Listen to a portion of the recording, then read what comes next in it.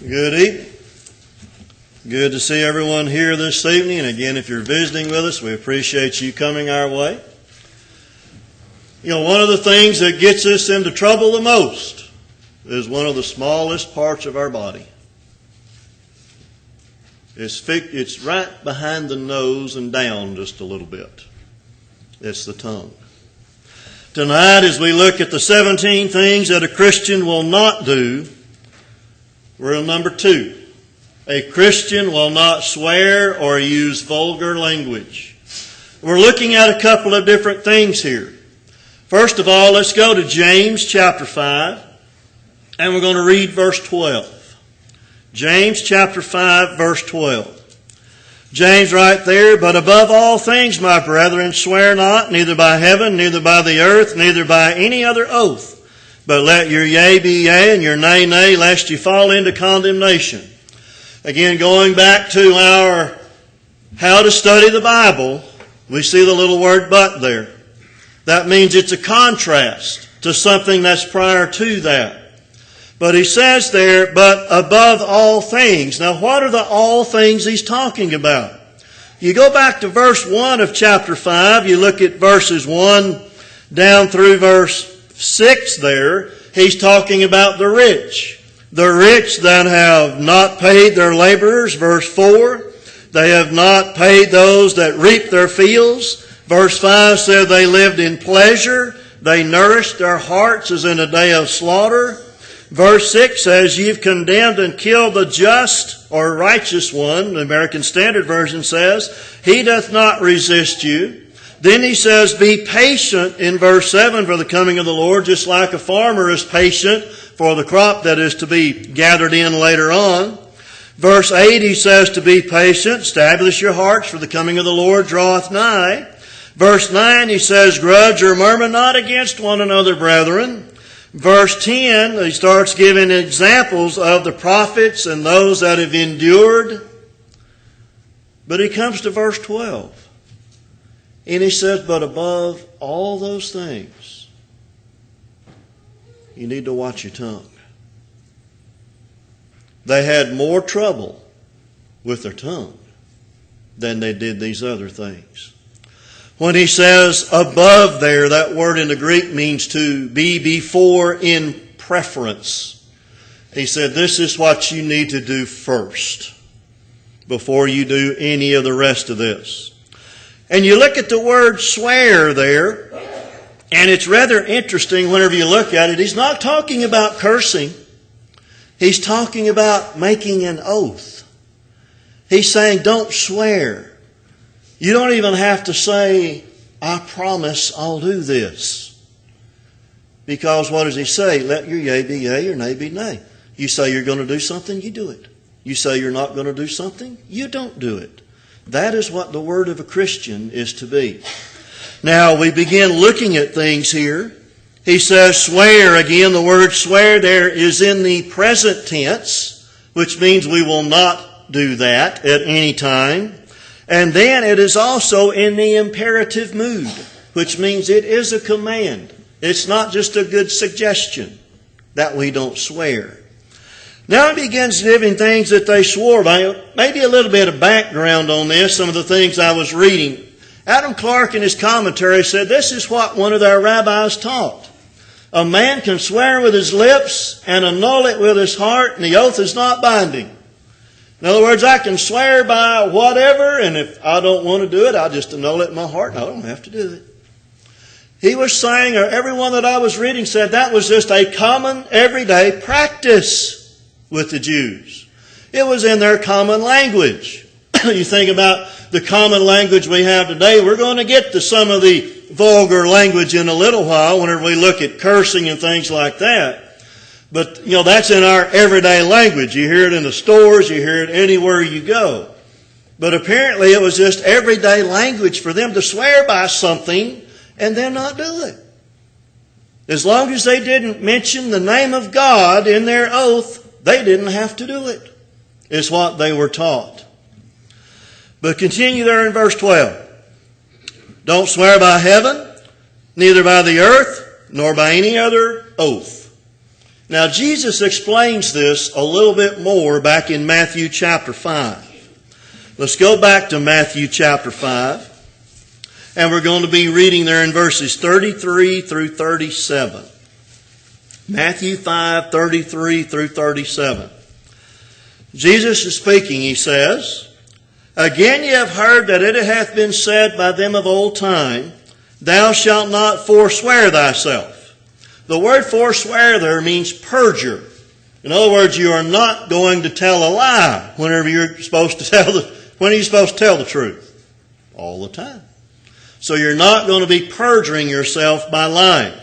But he says, "But thou shalt perform unto the Lord thine oaths." All right, let's go back and look at Leviticus chapter 19, verse 12. Leviticus chapter 19, verse 12. And then we're going to go to Deuteronomy 23:23. But first of all, Leviticus chapter 19, verse 12 says, "Ye shall not swear by my name falsely, neither shalt thou profane the name of thy God. I am the Lord." And then Deuteronomy chapter 23, verse 23. Deuteronomy 23:23. "That which is gone out of thy lips, thou shalt keep and perform.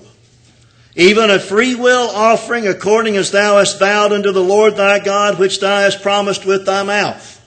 So right there he's saying, whenever you say something, you make sure it's accurate. What you are going to say is what you're going to do. Like if Leland came to me and he said, "Don, we need to cut wood Tuesday. Can you be there?" "Yeah, I'll be there." I can't come this Tuesday though.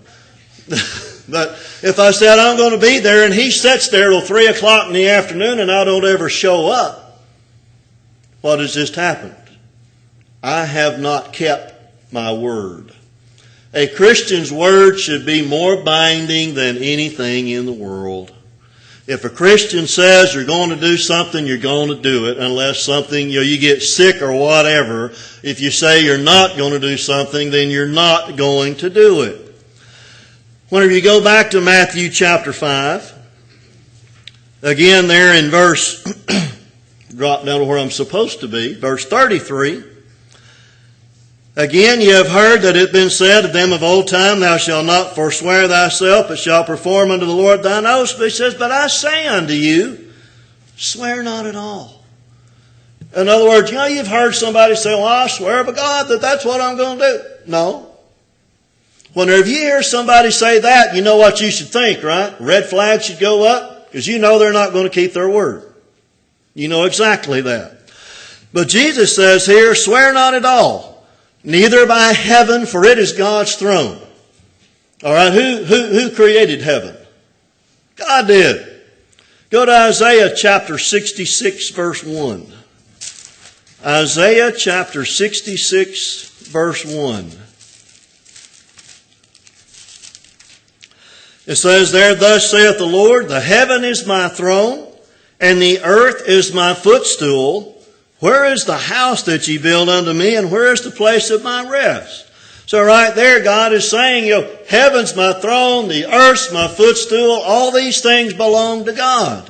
And Jesus continues there in verse 35 of Matthew 5, "Nor by the earth, for it is his footstool," which is what we just read there in Isaiah 66.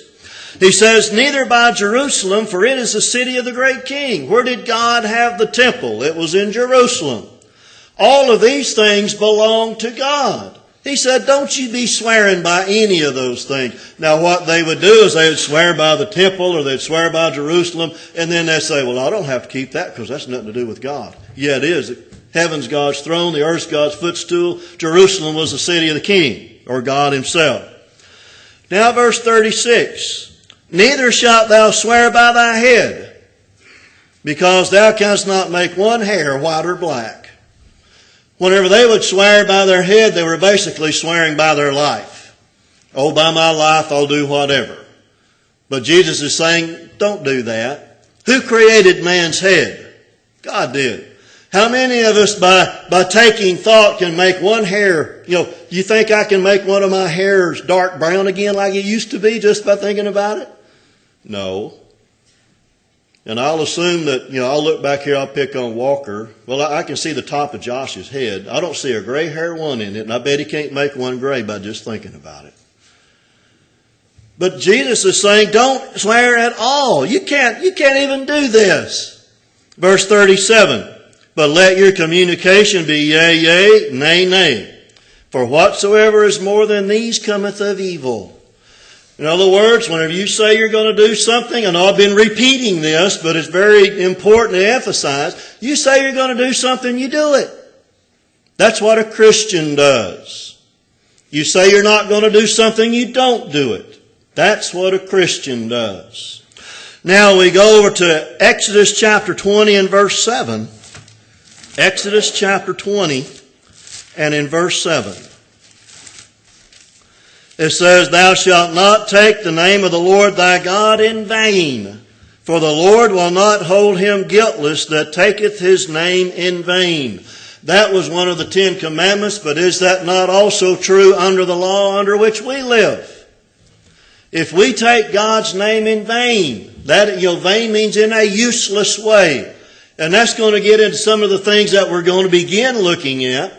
But if we take God's name in a useless way, God will hold us accountable for doing that. Of course, you understand one of the things that is one of the most useless things that people use God's name for is that little OMG. You can say, oh my goodness, oh my whatever. How many of those are just euphemisms for OMG? And I don't even like saying that. But that's what people say all the time, and that is a useless use of God's name. Now, whenever we look back at the model prayer there in Matthew chapter 6, what did Jesus say that God's name is to be? Down in verse 9 of Matthew 6, it says, after this manner, therefore, pray ye, our Father which art in heaven, hallowed be thy name. God's name should be hallowed or holy to us. We should not use God's name in a flippant or useless manner. How many songs have that in it? There's songs that I've quit listening to just because that's what they use God's name in a flippant manner in those songs. Now let's go to Ephesians chapter 4, verse 29. Ephesians chapter 4, verse 29. That verse reads, let no corrupt communication proceed out of your mouth, but that which is good to the use of edifying, that it may minister grace unto the hearers. The word corrupt there means rotten or worthless. You think about the corrupt communication that comes out of people's mouths. Now these are curse words. These are words that are spoken against someone that may be slandering or something like that. These are words that people use to try to, I don't know why they try to make themselves look big doing it or whatever. One of the engineers that I used to work for at TI says, well, it just puts more emphasis in my speech. No, it doesn't. It just makes you look like an idiot, is what it makes you look like. Because you're, as my mother-in-law says, you have a very poor vocabulary if you cannot find another word to use. And that's true. A lot of people just don't have a vocabulary, so they use curse words and such things as that. But you think about it, whenever those words come out, the word there, it's rotten. Whenever those words come out, they stink. They are, again, worthless. They don't need to be used. How many movies and songs and stuff have been totally ruined because they had to throw cuss words into it? It didn't even have to be. How many lives have been ruined by that as well? How many lives have been ruined? But then he says, don't let that come out of your mouth, but what is to come out of our mouth? Things that are good to the use of edifying. The things that come out of our mouth should edify someone, encourage one another. And why do people use curse words? Well, they're not trying to encourage people whenever they do that. But he says that it may minister grace to the hearers. You want What is I don't remember where the prophet's going to put this into, and I forgot to. But the good words are like pictures, let's say, apples of gold and pictures of silver. That's just a beautiful idea. Good words are that way. But anyway, we should not be having that corrupt communication. Go also to Ephesians 5, 3 and 4. Ephesians chapter 5, verses 3 and 4. Now I want you to notice the associations here that have to do with the things we say.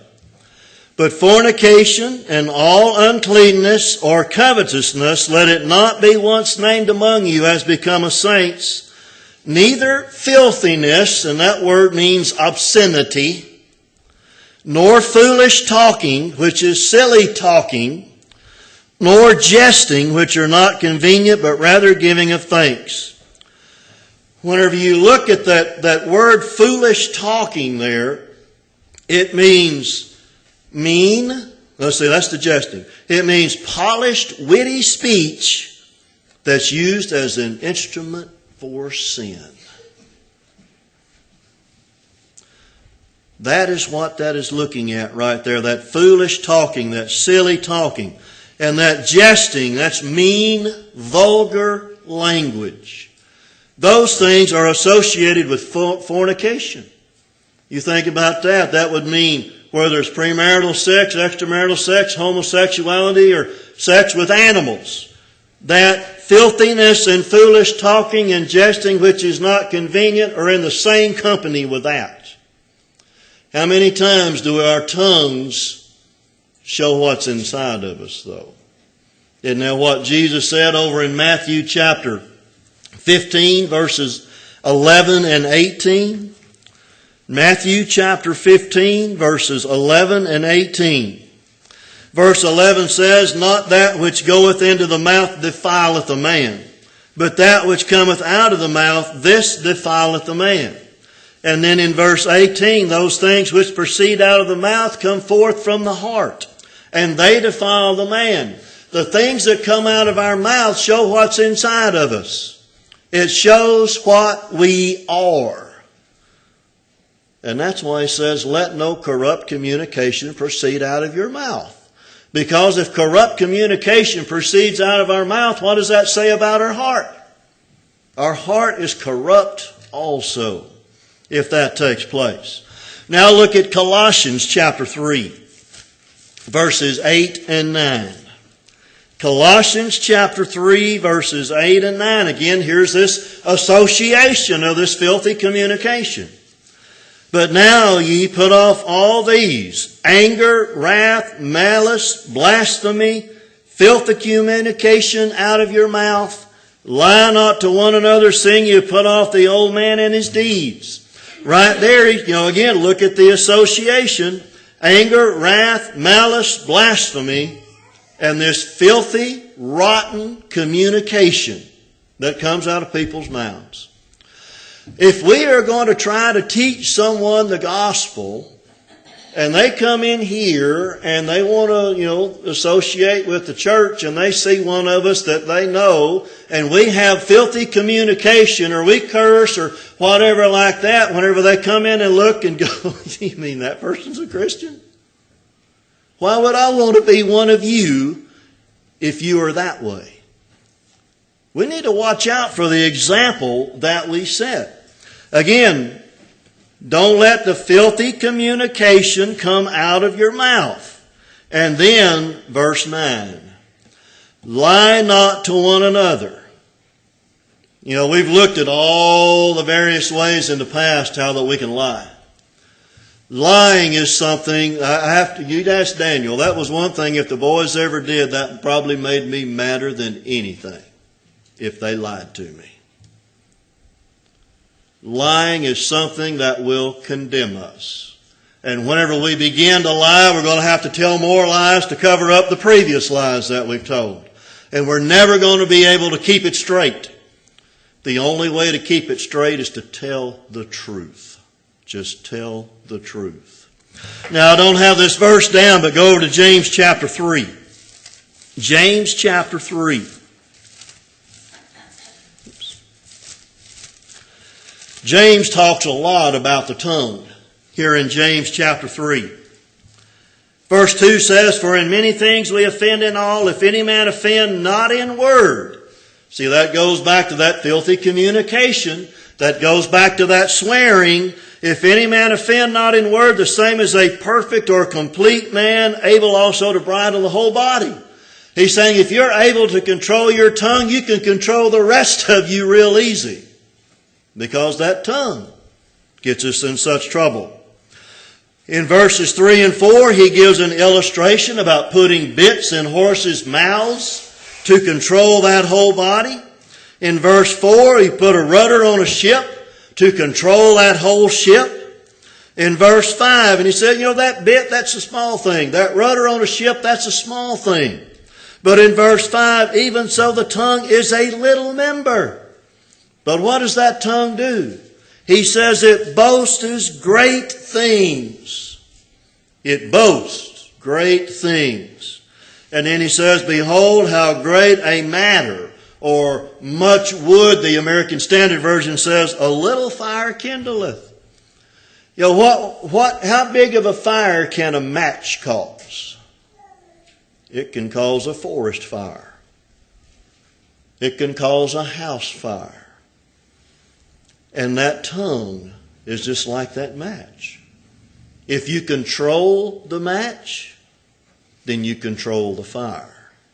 You must control the tongue. Verse 6 says, "The tongue is a fire, a world of iniquity. So is the tongue among our members, that it defileth the whole body, and setteth on fire the course of nature, and it is set on fire of hell." That's a scary thought, isn't it? What can our tongue do to us? It can cause us to be in the eternal fires of hell. The tongue is something we must control. It's not something that we can tame. In verses 7 and 8, or verse 7 and 8, he says, "For every kind of beast and birds and serpents and things of the sea is tamed and has been tamed of mankind." You think about it. I don't care how tame they say they are. I'm still not going to get in a cage with a lion or anything. But they say they've tamed them, and killer whales and all these things they've tamed. But you cannot tame the tongue. That's what verse 8 says. "But the tongue can no man tame." We can't tame our tongue. It's an unruly, that means unrestrainable evil. And it's full of deadly poison. Deadly venom, like those snakes that we looked at Wednesday night. There was deadly venom there, and that's what the tongue is full of. And then in verse 9 he says, with that tongue we bless God, the Lord and Father, and with the same tongue we curse men which are made after the similitude of God. You want to be on God's good side, so we bless God. But then there's this fellow over here I just can't stand. I'm going to curse him. He said that is not right because he's made in the similitude of God. So whenever we curse in that individual, we're cursing God too. In verse 9 he says, out of the same mouth proceeded blessing and cursing. And he says, my brethren, these things ought not to be. That should not happen. Our mouths should be like, and then he gives an illustration of a fountain. Does a fountain give forth sweet water and salt water? No, it doesn't. He says, does the fig bear olives or a vine figs? No, that don't make sense either. Then why does it make sense that we use our tongue in one way and then use it in another way? Blessing God and cursing individuals. Why is our tongue used in that way? In verse 13 he says, who is a wise man and endued with knowledge among you? Let him show out of a good conversation his works with meekness and wisdom. Our tongue is going to show that if we are living for God. In Matthew chapter 12, verses 36 and 37, Jesus gives a very dire warning. to us. He says, "But I say unto you, that every idle word that men shall speak, they shall give account thereof in the day of judgment.